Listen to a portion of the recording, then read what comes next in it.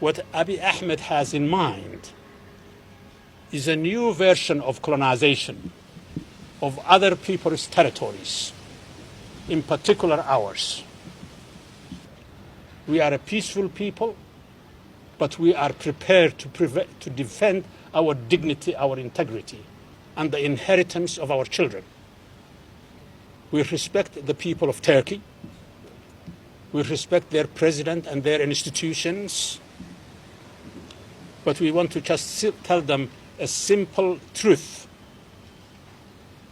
a simple human truth. And that's Mr. Erdogan and his government, that our country is not for lease or for sale. And we want him and the institutions of Turkey to understand that.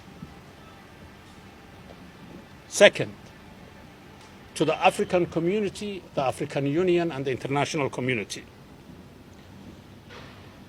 The African Union understands that the last colony in this continent was the Republic of South Africa under apartheid, 1994, when President Nelson Mandela and the ANC defeated the apartheiders. That was the last colony. What Abiy Ahmed has in mind is a new version of colonization of other people's territories, in particular ours. And consequently, we will tell the African Union and the international community the era of colonialism is over. And I want to remind them one historic incident that the Somali people in the African continent have pioneered.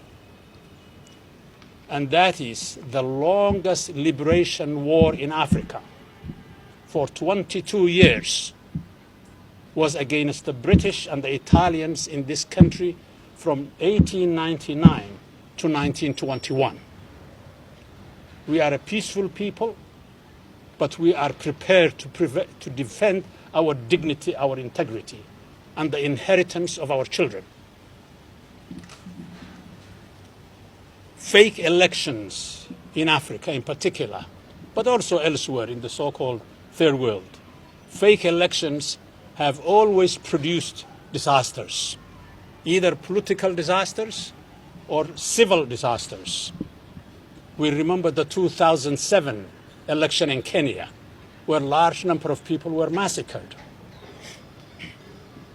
We remember the elections where leaders get 99% of the vote, including Ethiopia itself, in 2005 and most recently in 2019.